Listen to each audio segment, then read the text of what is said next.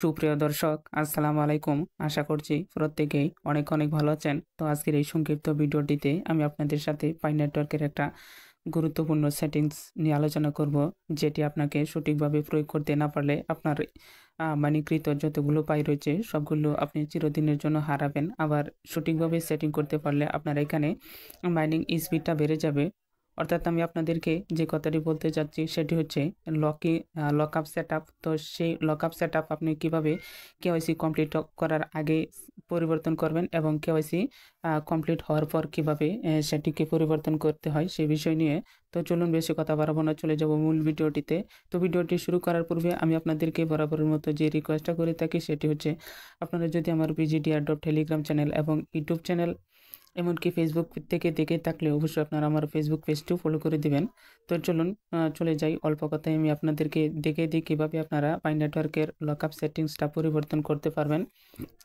তো আপনারা সর্বপ্রথমে পাই নেটওয়ার্ক অ্যাপটি ওপেন করবেন। ওপেন করার পর উপরের দিকে আপনারা 3 ডট মেনু বার পাবেন। আপনারা কী করবেন, সেই 3 ডট মেনু বারটিতে ক্লিক করবেন। ক্লিক করার পর আপনারা মিনিট নামে একটা অপশন পেয়ে যাবেন। আপনারা কি করবেন, এই মিনিট অপশনটিতে ক্লিক করবেন। তো দেখুন আমি মিনিট অপশনটিতে ক্লিক করে দিচ্ছি।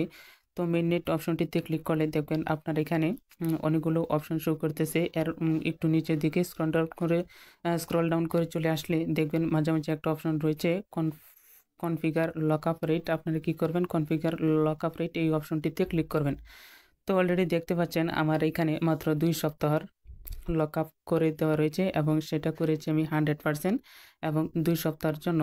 তো আমার এখানে অলরেডি মাইগ্রেশন কমপ্লিট হয়ে গেছে। আমার এখানে অলরেডি 200 কয়েন আপনার মাইগ্রেশন কমপ্লিট হয়ে গেছে। চাইলে আমি এখন যে কোনো সময় আমার 200 কয়েন আমি ইনস্ট্যান্ট সেল করতে পারবো।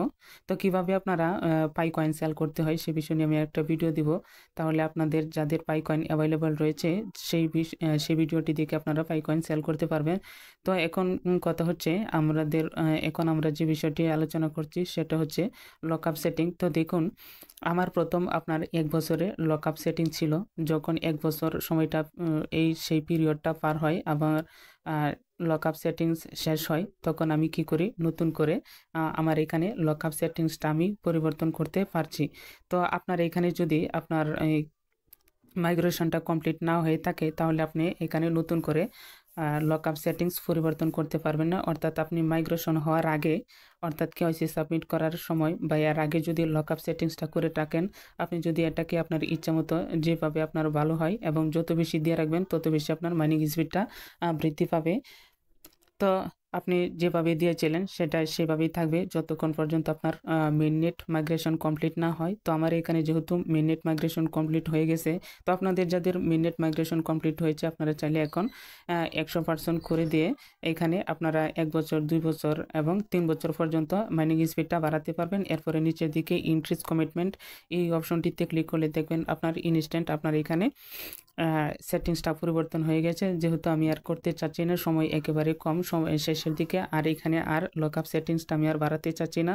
তো আমার এখানে যেভাবে রয়েছে সেভাবেই রাখতে চাচ্ছি। তো আপনি চাইলে এখানে লকআপ সেটিংসটা আপনি দীর্ঘদিনের জন্য করতে পারেন। যত বেশি স্পিড বাড়াবেন দেখুন এখানে তত আপনার মাইনিং স্পিডটা বৃদ্ধি পাবে। তো যেহেতু সময় কম, আমি আগেই বলছি, এখন আর আমি বাড়াবো না। তো যেভাবে আছে ঠিক এভাবে রাখবো। আপনি চাইলে আপনার ইচ্ছা অনুযায়ী আপনি এখানে লকআপ সেটিংসটা পরিবর্তন করতে পারেন। তো এই ছিল সংক্ষিপ্ত আলোচনা কিভাবে লকআপ সেটিংসটা আপনার কেওয়াইসি কমপ্লিট হওয়ার বা মিনিট মাইগ্রেশন হওয়ার পরে কমপ্লিট করে নেবেন। তো এছাড়া আপনার যদি এখানে মিনিট চেকলিস্টটা কমপ্লিট রয়েছে কিনা, আপনারা মিনিট চেকলিস্ট কমপ্লিট অপশনটিতে ক্লিক করে দেখে নেবেন আপনার এখানে সমস্ত কাজগুলো কমপ্লিট করা রয়েছে কিনা। যদি না থাকে অতি শীঘ্রই, আর মাত্র 4 দিন সময় আছে। তো দেখুন আমি কনভার্ট অপশনটিতে যদি ক্লিক করি তো দেখুন এখানে অলরেডি একটা সিগন্যাল দিচ্ছে এখানে আর মাত্র 4 দিন সময় আছে। এরপরে আপনার এখানে সমস্ত পাই লসিং হয়ে যাবে যদি আপনার এখানে মাইগ্রেশন কমপ্লিটটা না হয়ে থাকে। তো এই ছিল সংক্ষিপ্ত আলোচনা এবং সংক্ষিপ্ত বিষয়ে আপডেট। তো এরপরে পাই নেটওয়ার্কের আরও যদি গুরুত্বপূর্ণ কোনো সেটিংস পরিবর্তন বিষয়ে আপডেট চলে আসে তো সেগুলো আমি আপনাদেরকে সবার আগে দেওয়ার চেষ্টা করব। তো অলরেডি আমার চ্যানেলে পাই নেটওয়ার্কের অনেকগুলো ভিডিও আপনাদেরকে দিয়ে রেখেছি। তো দেখুন আমি আপনাদেরকে আমার চ্যানেলটিতে নিয়ে আসছি। তো দেখুন এইখানে পাই কয়েন কারা সেল করতে পারবে না, পাই নেটওয়ার্কের টোটাল সাপ্লাই কত, এরপরে পাই নেটওয়ার্কের ব্যাড নিউজ কি, কীভাবে পাসওয়ার্ড রিসেট করবেন, নেম চেঞ্জ করবেন, কেওয়াইসি আনব্লক করবেন এবং ফোন নাম্বার, ফেসবুক, ইমেল কীভাবে ভেরিফাই করবেন। দেখুন এখানে অসংখ্য ভিডিও রয়েছে পাই নেটওয়ার্ক সম্পর্কে। তো আপনার যেই প্রবলেম রয়েছে সেই প্রবলেমটা অবশ্যই আপনারা এখান থেকে ভিডিওগুলো দেখে সলভ করতে পারবেন। তো বেশি কথা আর বাড়াচ্ছি না, শেষ করে দিচ্ছি আজকের মতো ভিডিওটি এখানেই। তো আপনারা ভালো থাকুন, সুস্থ থাকুন, আল্লাহ।